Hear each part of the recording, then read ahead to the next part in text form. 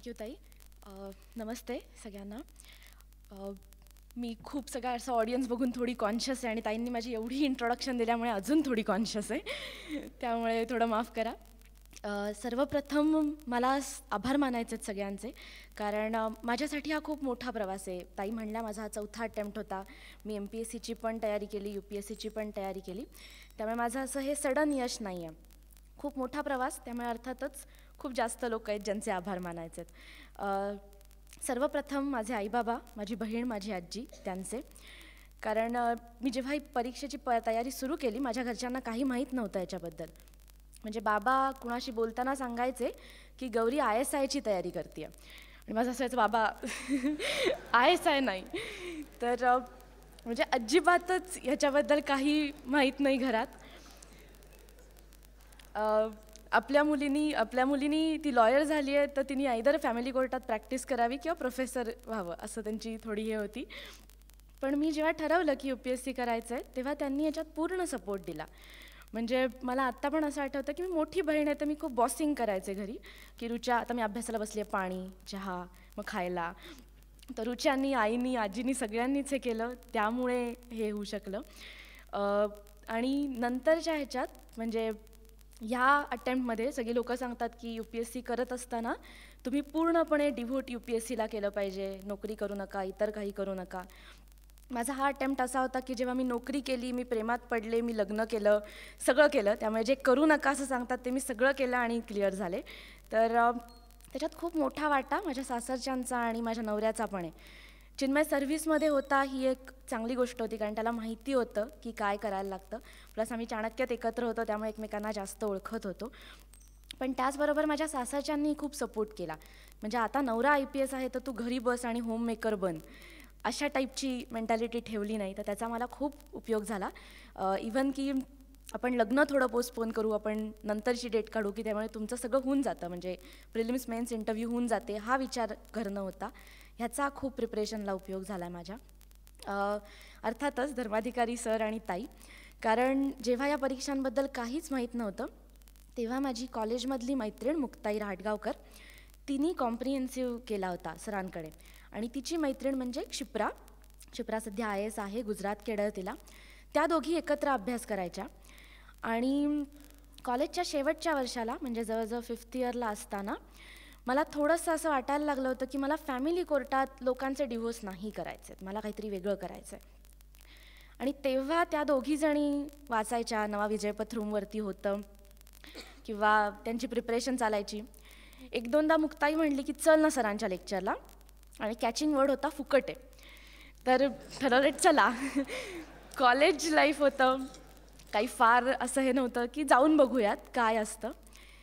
तेव्हा थोडं कळायला लागलं या स्पर्धा परीक्षांबद्दल. मग मी नवा विजयपथ तेव्हा वाचलं होतं आणि मग असं होतं की ठीक आहे, नाही करू शकतो आपण हे. 2010 मी पासआउट झाले आणि लगेच 11चा अटेम्प्ट घेतला होता. तर ह्या सगळ्यामध्ये सरांचे तेव्हा ऐकलेली लेक्चर्स, नंतर मग कुठून कुठून मिळवून ऐकलेल्या व्हिडिओ रेकॉर्डिंग्ज, ह्या सगळ्याचा खूप मोठा सपोर्ट होता. नंतरच्या काळात तर मी चाणक्यात पूर्णवेळ कार्यकर्ता म्हणून होतेच. मी 11चा इंटरव्ह्यू दिला आणि लगेच चाणक्याला जॉईन केलं होतं. त्यामुळे खूप गोष्टी मी तिथे शिकले, सरांकडनंही शिकले आणि ताईंकडनं पण शिकले, कारण मी मासिकाची सहाय्यक संपादक म्हणून काम करत होते, त्यामुळे मला खूप जास्त ताईंबरोबर काम करायला लागायचं. आणि खूप छोट्या छोट्या गोष्टी, म्हणजे ज्या गोष्टी आपण अक्षरशः नजरअंदाज करून टाकतो त्यांच्याकडे किती लक्ष द्यायचं, किती कसोशीने प्लॅनिंग करायचं. आणि जेव्हा आपण एखादं मोठं ऑर्गनायझेशन बघतो तेव्हा त्याचा सक्सेस हा डिटेलिंगमध्ये असतो, हे मला ताईंबरोबर काम करताना खूप लक्षात आलं होतं. त्यात अजून एक असं होतं की वेळेचा कसा उपयोग करून घ्यायचा हे पण मला त्या दोघांकडनं खूप कळलं, कारण मी कितीतरी निर्णय सर उतरत असायचे जिना आणि त्यांच्याशी बोलून घेतले जायचे, आणि इतके महत्त्वाचे निर्णय पण सर सांगायचे 2 ओळीत सांग काय हवं आहे, आणि त्याच्यानंतर दुसऱ्या वाक्यात निर्णय असायचा. म्हणजे वेळा कसा वापरा, किती प्लॅनिंग करा, या गोष्टी ज्या कदाचित नंतर ॲडमिनिस्ट्रेशनमध्ये सतत लागतात किंवा खरं सांगायचं त्या प्रिपरेशनमध्ये पण लागतात, त्या मी चाणक्यात कळत नकळत शिकत होते, त्यामुळे त्याचा मला खूप उपयोग झाला. अजून एक ज्यांचे आभार मानायचे अगदी स्टार्टिंगला ते म्हणजे रेणुताई गावस्कर. मी एकलव्य बालशिक्षण न्यास ही जी त्यांची संस्था आहे तिथे कॉलेजमध्ये असताना 10वीच्या मुलांना शिकवायला जात होते. आणि नंतरच्या काळात पण नंतर मी अगदी पूर्ण वेळ शिकवायला असं म्हणून नव्हते जात, कारण खूप वेळ जायचा म्हणून ते कमी केलं होतं. पण जेव्हा मला हिंदूची काही वृक्ष एडिटोरियल वाचून आपलं आयुष्य खूप असं सुनं झालं असं वाटायचं, तेव्हा मी रेणुताईंना जाऊन भेटायचे. आणि त्यांच्यामुळे कित्येकदा साध्य काय आणि सायास ह्याच्यामध्ये गल्लत होते आपली. तर मला त्यांच्यामुळे नेहमी त्याच्यावरती कॉन्सन्ट्रेट करता आलं की हे का करायचं आहे, म्हणजे करायचं हे बरोबर आहे, पण काय साध्य करायचं आहे. तर त्याच्यासाठी मला रेणुताईंचे खूप मनापासून आभार मानायचे. आणि अगदी शेवटचे म्हणजे माझ्या कॉलेजमधला सगळा ग्रुप त्यांचा खूप मोठा होता. चाणक्य मंडल परिवार, स्मिताताई, माधुरीताई, रुपालीताईंपासून सगळेजणं. म्हणजे मी चाणक्यात आहे नाही आहे कशाचाच आहे, त्यांचा सतत सपोर्ट असायचा. म्हणजे मी इंटरव्ह्यू देऊन एअरपोर्टवरती होते आणि मला रुपालीताईंचा फोन आला होता की अगं उद्या लग्न आहे, पोचतीयस ना. म्हणलं हो ताई. तर म्हणजे इतका सपोर्ट या सगळ्या म्हणजे परिवार असल्यासारखं होतं एक्सटेंडेड. त्यामुळे त्यांचा पण सगळ्यांचे आभार आहेत. बहिष्कृत टीम, मी जेव्हा बहिष्कृतमध्ये होते तेव्हा म्हणजे बहिष्कृत भारत असं चाणक्यातला एक रूम आहे आणि जिथे आम्ही सगळे फुल टाईम फॅकल्टी असायचो. आणि तेव्हा 8-9 लोक होतो, त्यामुळे खूप गोंधळ घालायचो.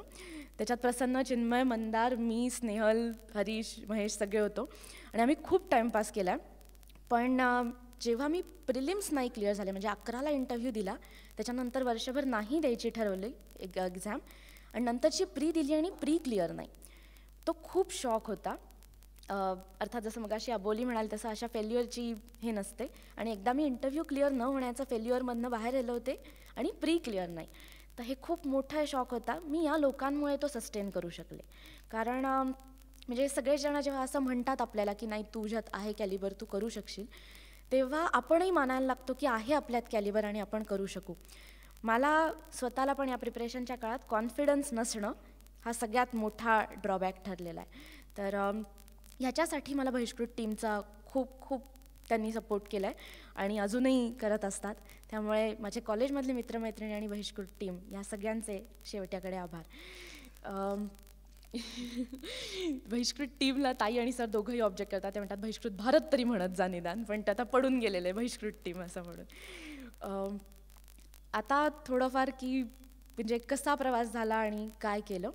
मी नव्हतं ठरवलं आधीपासून, अर्थातच मी कॉलेजच्या शेवटी ठरवलं की UPSCची परीक्षा द्यायची आणि हे करायचा अभ्यास.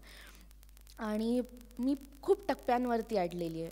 म्हणजे मी जेव्हा पहिला अटेम्प्ट दिला तेव्हा मला GSचे कंपोनंट काय आहेत ते सुद्धा सांगता नसतं आलं, कारण मुक्ताई आणि क्षिप्रा देत होत्या आणि त्यांनी मला विचारलं की देऊन बघ ना, 4 अटेम्प्ट असतात. आणि मला वाटलं ठीक आहे 4 अटेम्प्ट असतात देऊयात असं म्हणून मी पहिला अटेम्प्ट दिला होता की जेव्हा ऑप्शनलला मल्टिपल चॉईस होता. आणि आता मला विचार करताना वाटतं की का वाया घालवला तो अटेम्प्ट, पण तेव्हा नव्हतं कळत आणि म्हणून डायरेक्ट जाऊन प्रिलिम देऊन टाकली. फक्त एक चांगलं झालं, नंतर आम्ही तिघी मिळून स्कोअर काढायला बसलो होतो आणि आमच्या तिघींची प्री नाही क्लिअर झाली. पण मला लक्षात आलं की अरे आपले स्कोअर जवळच आहेत, म्हणजे त्यांनी अभ्यास केला आहे, मी नाही केला आहे, पण आपले स्कोअर जवळच आहेत, म्हणजे मी करू शकेन. तर असा एक विचित्र कॉन्फिडन्स आला त्या प्रिलिममुळे आणि मग ठरवलं की नाही करायचं. मी पहिल्या म्हणजे जे सगळे अटेम्प्ट दिले त्या प्रत्येक ह्याच्यात चेंजेस होते. पहिला जी प्री दिली त्याच्यात ऑप्शनल ऑब्जेक्टिव्ह टाईप, दुसरं होतं तेव्हा CSAT पहिल्यांदा इंट्रोड्यूस झालं होतं आणि तेव्हा 2 ऑप्शनल होते. सो माझं ग्रॅज्युएशन लॉ असल्यामुळे मी ठरवलं की लॉ ॲज अ एक ऑप्शनल ठेवायचा आणि मी सगळ्यात कॉन्फिडंट होते लॉबद्दल. दुसरा पॉलिटिकल सायन्स ठरवला कारण मला इंटरनॅशनल रिलेशन्स आवडायची. पण तेव्हा मी हे कन्क्ल्युजन कसं काढलं होतं इंटरनॅशनल रिलेशन्स आवडायची, मला नाझी भस्मासुराचं उदयास्त हे पुस्तक आवडलं होतं आणि सो मला वाटलं की आपल्याला इंटरनॅशनल रिलेशन्स आवडतात आणि म्हणून पॉल सायन्स ठरवला. आणि मग इग्नूत ॲडमिशन घेतली की आपण MAE करून टाकू असं. सो असं काही सुसूत्रता नव्हती निर्णयांमध्ये. पण पॉलिटिकल सायन्स आणि लॉ असे 2 ऑप्शनल घेऊन ती प्रिलिम दिली. ती प्रिलिम्स मेन्स इंटरव्ह्यूपर्यंत पोचले.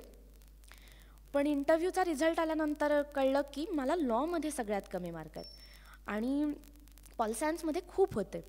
तर ते एक शॉकिंग होतं, कारण लॉमध्ये मला चांगले मार्क पडायचे. अबोली पण म्हणली पुणे युनिव्हर्सिटी, त्यामुळे खूप लिहायचे मी पण पेपर आणि मी दुसरी वगैरे होते युनिव्हर्सिटीत, आणि UPSCने काही कन्सिडरच केलं नाही की अरे ही मुलगी पुणे युनिव्हर्सिटीत दुसरी होती, काहीतरी मार्क द्या. तर अजिबातच मार्क दिले नाहीत. त्यामुळे मग ठरवलं की नाही आता, म्हणजे तेव्हा असा विचार होता की कदाचित मी युनिव्हर्सिटी स्टाईलनी उत्तरं लिहिते, कारण आपण खूप लिहितो युनिव्हर्सिटीत, म्हणजे इंट्रोडक्शनच अर्धं पान नाही झालं तर इंट्रोडक्शनच झाली नाही. तर इथे UPSCला ते करून चालणार नव्हतं, आणि मला कदाचित लॉ कमी शब्दात बसवता येत नव्हता. 5 वर्ष बिंबवलेलं होतं ते डोक्यावरती. म्हणून मग मी ठरवलं की नाही, सोडते आपला कम्फर्ट झोन आणि पॉल सायन्स. मग त्याच्यानंतरच्या अटेम्प्टला अर्थात प्री नाही, आणि मग आत्ताचा जो अटेम्प्ट तो म्हणजे पूर्ण परत सगळं चेंज. GSचे 4 पेपर, आता एकच ऑप्शनल, आणि CSAT.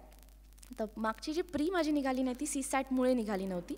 मला लहानपणापासून गणिताची भीती आहे, इतकी की मी नंबर प्लेट्स पण कधी वाचत नाही गाड्यांच्या.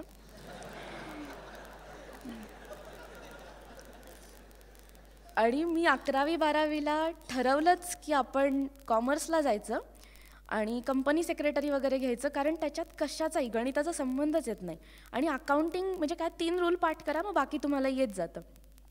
त्यामुळे पूर्ण कॉमर्स, गणित सोडायचं हा असा माझ्या आयुष्यात एम असल्यासारखं होतं 10वीत असताना.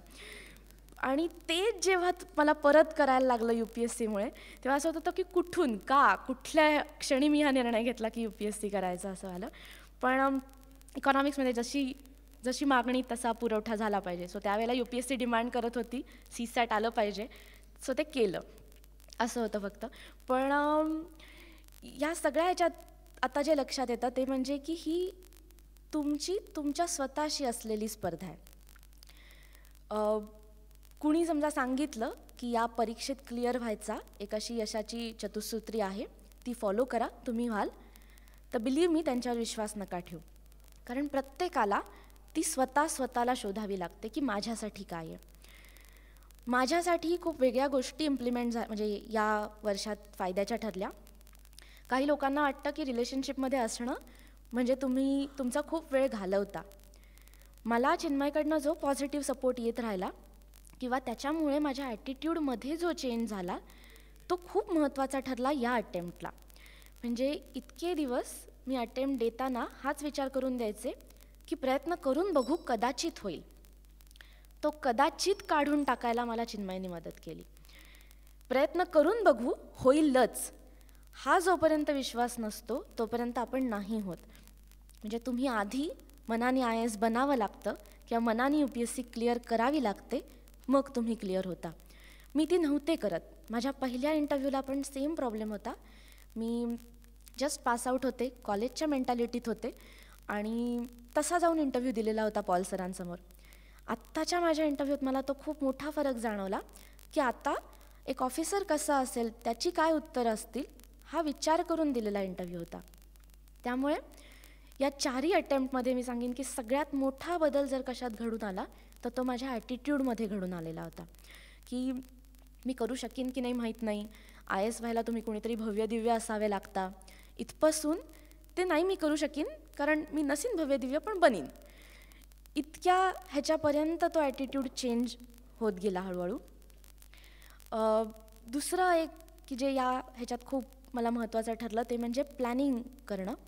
मी आधी नाही करायचे. मी नवाबाजापत वाचलेलं होतं, सरांच्या ताईंच्या अंडर काम केलेलं होतं, तरी पण माझं प्लॅनिंग फार फटकिनी म्हणजे कोलॅप्स व्हायचं. अगदी एखादी दुसरी छोटी घटना आणि त्याच्यानंतर मला असं वाटायचं की आता नाही हे फॉलो करता येते, परत नवीन प्लॅन. यावर्षी मी ठरवलं होतं की आता आपण असे आहोतच, म्हणजे आपल्याला फार प्लॅन नाही करता येत, आणि थोडं विम्स असतात. म्हणजे एखाद्या दिवशी प्रचंड अभ्यास होतो, अख्खी NCERT वगैरे संपू शकते, आणि त्याच्यानंतर 2 दिवस फक्त आणि फक्त हॅरी पॉटरच वाचायचं असू शकतं. तर ठीक आहे, आपण तसं करूयात, पण ज्या दिवशी जे करणार आहोत ते पूर्णपणे मनापासून करू. त्यामुळे मी या अटेम्प्टला पण नाही केला आहे, म्हणजे 12-12 तास अभ्यास करणं वगैरे नाही घडलं माझ्याच्यानी. मला जी इम्प्रूव्ह करायची गोष्ट ती कदाचित आता ही आहे. मला कमी स्पॅन अभ्यास करायला जमला, पण मी ठरवलं फक्त एवढंच होतं की जो करीन तो पूर्ण व्यवस्थित करीन, की ते परत नाही वाचायला लागणार एवढं करीन. आणि जर अटेन्शन नाही आहे, इतर गोष्टींकडे लक्ष जातं आहे असं वाटलं तर पुस्तक बंद करीन आणि जी इतर गोष्ट करायची ती करीन. पण ह्यामुळे माझा यावर्षी कमी वेळात जास्त अभ्यास होऊ शकला, आणि मेन्सला जे सगळेजण सांगतात की सिलॅबस कव्हर करा, जास्तीत जास्त सिलॅबसमधले पॉईंट वाचून घ्या, मला ते करता आलं. पण त्यामुळेच कदाचित माझं थोडंसं आन्सर रायटिंगकडे दुर्लक्ष झालं. म्हणजे मला सरांच्याकडे जेव्हा स्पेशल मेन्स बॅचला मॉक टेस्ट देत होतो तेव्हा पण येत होतं माझ्या पेपरवरती असं लिहून असायचं की एवढा कमी अटेम्प्ट का, असं म्हणून. कारण आन्सर रायटिंगकडे फार लक्ष नाही दिलं. सिलॅबस कव्हर करणं, सगळं वाचून काढणं एकदा, ह्याच्याकडे जास्त लक्ष दिलं गेलं. तर आता तुमच्यापैकी जे तयारी करत आहेत त्यांना समजा काही अनुभवाचे बोल असे सांगायचे असतील तर ह्या दोन्हींकडे इक्वली लक्ष द्यायची गरज आहे असं मला आता वाटतं. या ह्याच्यात प्लॅनिंग मी मला जसं सूट होतं आहे तसं केलं. त्यामुळे मगाशी जसं मी म्हटलं की ही स्पर्धा तुमच्याशी आहे, म्हणून सतत एक होतं की काल आपण जे आहोत त्याच्यापेक्षा आज आपल्याला जास्त येतं आहे आणि आज आपण आपल्या यशाकडे जास्त जवळ जातो आहे ह्याचा विचार करायचा आणि अभ्यास करायचा. कुठलेच सेट फॉर्म्युलाज कुणीतरी काहीतरी सांगितलं आहे म्हणून करणं अशातलं काही म्हणजे काहीच करायचं नाही. आणि माझ्यासाठी यावेळेला फॉर्च्युनेटली ते वर्क झालं. मागच्या वेळेपर्यंत मी खूप जास्त आपलं प्लॅनिंग फेल झालं की वाईट वाटायचं, फ्रस्ट्रेशन यायचं. यावेळेला मी ते येऊ दिलं नाही, त्याचा फायदा झाला होता. अजून एक गोष्ट जी लक्षात आली या प्रिपरेशनमध्ये ती म्हणजे ऑनेस्टी खूप मॅटर करते. जसं की मला गणित येत नाही तर ते ॲक्सेप्ट करायला लागतं की मला गणित येत नाही, किंवा मला इकॉनॉमिक्स कळत नाही तर मला इकॉनॉमिक्स कळत नाही. आणि ते चेंज करायला लागतं की मी गणित शिकणार आहे आणि मी इकॉनॉमिक्स समजून घेणार आहे. बरेचदा असं होतं की आयदर आपल्याला जे येत नाही त्याच्याकडे आपण दुर्लक्ष करून टाकतो, किंवा स्वतःला खोटा दिलासा देतो की आपल्याला येतं, किंवा त्याला पण तर येत नाही काइंड ऑफ. तर हे त्याला पण तर येत नाही मॅटरच करत नाही, कारण एवढी लाख लोक बसणार आहेत, त्याच्यातनं काहीतरी 1236 वगैरे सिलेक्ट होणार आहेत. तर खूप न येणारे कदाचित नाही सिलेक्ट होणार. तुम्हाला यायलाच हवं, त्याला पर्याय नाही आहे. आणि त्यामुळे कसं येईल ह्याचा विचार जास्त करावा लागतो. यावर्षी मला ती ऑनेस्टी जमली असं मला वाटतं. मी ऑनेस्टली स्वतःला सांगत गेले की पॉलिटिकल सायन्समधला थेरी पार्ट हा माझा खूप स्ट्रॉंग आहे. मला आवडतात प्लेटो, ॲरिस्टॉटल वाचायला, ते कळतात. पण कित्येकदा जेव्हा कॉन्स्टिट्यूशनवाला पार्ट येतो मी कमी पडायचे लिहिताना. कळत नाही असं नव्हतं, पण लिहिताना कमी पडायचे.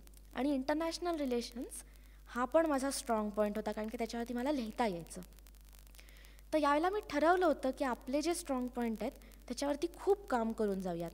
आणि म्हणून पॉलिटिकल सायन्सचा अभ्यास जास्त केला ऑप्शनल म्हणून, आणि त्यातूनही थिअरी पक्की करायचं ठरवलं. आणि जेव्हा पेपर आला तेव्हा पहिले 2-3 सेंटेन्स बघितले आणि लक्षात आलं की अरे हे तर काही आपण केलेलंच नाही आहे. म्हणजे एवढी थेअरी केली पण भिकू पारेखचं हे सेंटेन्स, आता ह्याच्यावर काय लिहायचं, अशा टाईप.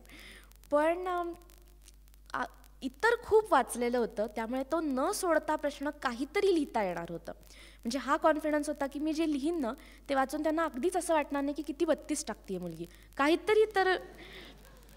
काहीतरी तर मी त्याच्याशी रिलेटेड असलेलं लिहून येईल.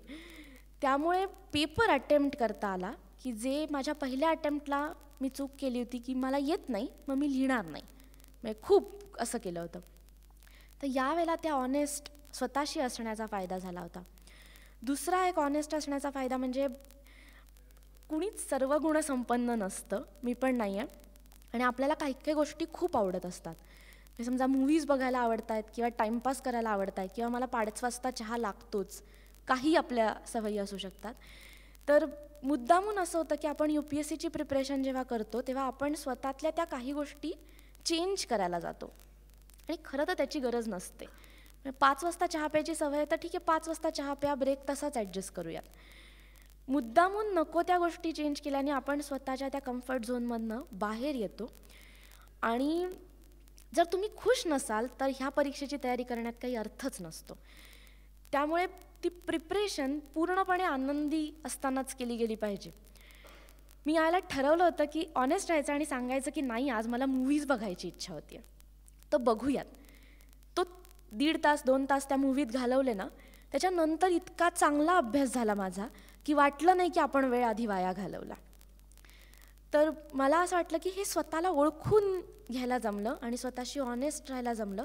हा ह्या अटेम्प्टमधला थोडासा वेगळेपणा होता. अजून एक जे म्हणजे सतत सांगितलं पण जातं आणि हे पण होतं की स्पर्धा परीक्षा म्हणजे ह्याच्यात वेगळं काय आहे, आपण सगळेच परीक्षा देत असतो. तर खूप लोक म्हणतात की ही स्पर्धा जी आहे ती आपली इतर सगळ्यांबरोबरची आहे आणि त्यामुळे मी माझं असं खूप होत जातं, या माझ्या नोट्स, हे माझं असं. तर हे नाही हेल्प करत. मला ग्रुप स्टडीजचा खूप फायदा झाला. मी जिथून ज्यांनी स्पून फीडिंग करायला जे रेडी होते त्या सगळ्यांची मदत घेतली. कुणी समजा हिंदूच्या नोट्स काढून तुम्हाला देतंय तर काही नाही म्हणायची गरजच नाही आहे. आणि हा ॲटिट्यूड जर नाही ठेवला तर कव्हर नाही होत गोष्टी. म्हणजे आपण स्वतः सगळं किती करणार, ह्याला काही लिमिटेशन्स येतात. तर ही ॲक्टिव्हिटी म्हणजे ग्रुप स्टडीजची ॲक्टिव्हिटी, नोट्स शेअर करणं किंवा विचारणं, म्हणजे मला अजूनही आठवतं सायन्स अँड टेक किंवा इकॉनॉमिक्सबद्दल आम्ही उबर कॅफेमध्ये बसायचो आणि मंदारनी मला एक 10-15 पॉईंट सांगितले होते की हे कर असं म्हणून. आणि ते ॲक्च्युली असं होतं की ठीक आहे, आता मला माहिती आहे की हे 15 का 20 पॉईंट करायचे आहेत, मी बाकी नाही करणार. आणि त्यांनी थोडी अभ्यास पिनपॉइंटेड व्हायला मदत झाली. ज्या गोष्टी नाही करायच्या आहेत, म्हणजे जेव्हा आपण रेडीमेड मटेरियल वगैरे बघतो तेव्हा खूप असतं त्याच्यात, खूप एवढं सगळं वाचायला हवं का मोठा प्रश्न आहे. तर ते टाळता आलं आणि मेन्सच्या दृष्टीने जे सगळ्यात महत्त्वाचं आहे ते करायला मला मदत झाली. कारण खूप लोकं होती की जी सांगत होती की हे महत्त्वाचं आहे, हे पेपरांमध्ये विचारलं जाऊ शकतं. म्हणजे स्वप्नील होता, चिन्मय प्रिपेअर करत होता त्यामुळे तो होता. तर या सगळ्या लोकांनी जे असे पॉईंट्स सांगितले त्याच्या आधारे मी करत गेले आणि त्यांच्यावरती विश्वास ठेवून की ते उगीच ही क्लिअर होऊ नये म्हणून सांगत नाही आहेत, तर आपण सगळेच क्लिअर व्हावे म्हणून सांगतायत, ह्याच्यावर विश्वास ठेवला आणि केला आणि त्याचा फायदा झाला. त्यामुळे जर का ग्रुप तुमचं ऑनेस्ट असेल, सिन्सिअरली अभ्यास करणारा असेल तर त्याचा प्रचंड फायदा होतो या तयारीमध्ये, ह्याच्यावरती नक्की विश्वास ठेवा. असे अजून खूप मुद्दे सांगता येतील की जे या ह्याच्यात केले प्रिपरेशनमध्ये. पण अगदी शेवटी एखादी गोष्ट, मला माहिती आहे की हा प्रवास आता सुरू होतो आहे, म्हणजे UPSC क्लिअर करणं ही फक्त एक स्टेप होती. आता जे काम करायचं आहे ते ह्याच्यानंतर करायचं आहे. तर ही तयारी करताना मला सगळ्यात मोटिवेटिंग फॅक्टर होता की आपण नंतर काय काम करू शकतो तो वाला. म्हणजे मी अनिल अवचटांचं कार्यरत वाचायचे किंवा कार्यरत वाचलं आहे, किंवा अशी पुस्तकं की जी लोकं आत्ता ॲक्च्युअल फील्डमध्ये आहेत आणि काम करत आहेत. मला त्यांच्याबद्दल प्रचंड अट्रॅक्शन होतं आणि मला ते खूप खूप चांगलं वाटायचं. तर मी मुद्दामून मिळवून त्या गोष्टी वाचल्या, स्वतःला तसं तयार केलं आणि तो माइंडसेट ठेवला की आपल्याला हे करायचं आहे आणि म्हणून ते जमू शकलं. कारण मला लाल दिव्याची गाडी हे ऑनेस्टली कधीच खूप अट्रॅक्ट करणारी गोष्ट नव्हती. मला गाड्यांमधलं काहीच कळत नाही. मला मर्सिडीज, ऑडी समोरासमोर उभं केलं तर कुठली आहे ही सांगता येत नाही. तर मग अशा वेळेला मला काहीतरी वेगळं मोटिवेशन हवं होतं की जे मला मोटिवेट करेल. आणि त्याच्यामध्ये मला ह्या पुस्तकांचा आणि इतर गोष्टींचा खूप उपयोग झाला. आणि हे पण ह्याच्यामुळेच घडलं की स्वतःला ओळखलेलं होतं. म्हणजे खूप लोक हे करतात की युनिफॉर्म किंवा नंतर तुम्हाला मिळणारे इतर पर्क्स हे ॲज अ मोटिवेटिंग फॅक्टर म्हणून ठेवतात, डेस्कटॉपवरती सेव्ह करतात आणि ते बघून मोटिवेट होतात. मी ट्राय केला पण मी नाही व्हायचे आणि म्हणून मला थोडा वेगळं मोटिवेशन हवं होतं, हे पण लक्षात आलं. तर सगळ्याच एक्झॅक्ट आहे की स्वतःला ओळखा. तुम्हाला जे करायचं आहे, म्हणजे तुम्हाला समजा UPSCच करायचं आहे तर एकदा स्वतःला विचारा की का करायचं आहे. जर त्याचं आन्सर नक्की तुम्हाला तुमच्यासाठी येत असेल तर मग कसं करायचं हा प्रश्न तुमचा तुम्हाला सॉल्व्ह करायला लागेल. मार्गदर्शन प्रत्येक टप्प्यावरती तुम्हाला मिळत राहील, पण त्यातलं काय घ्यायचं काय नाही घ्यायचं हे पण तुम्हाला ठरवावं लागेल. कारण सगळे लोक कुणालाच म्हणजे वन साईज फिट्स ऑल हे होऊच शकत नाही. प्रत्येकाला स्वतःसाठी टेलरमेड बनवून घ्यावंच लागतं. ते करायचं. आणि या सगळ्या प्रवासात किंवा म्हणजे आय होप की तुमचा प्रवास माझ्या एवढा मोठा नसेल, तुम्हाला पहिल्या प्रयत्नातच तुम्हाला जे हवं आहे ते मिळेल. या सगळ्या प्रयत्नात स्वतःशी पूर्णपणे ऑनेस्ट राहायचं. हे जर का जमलं, आणि हे जमायला खूप वेळ लागतो, मला बाम सर, द सिक्रेटचा व्हिडिओ या सगळ्याचाही ह्याच्यात खूप खूप उपयोग झाला. तर हे समजा जमलं तर मला वाटतं की यश नक्कीच तुमचं आहे. ठीक आहे, थँक्यू.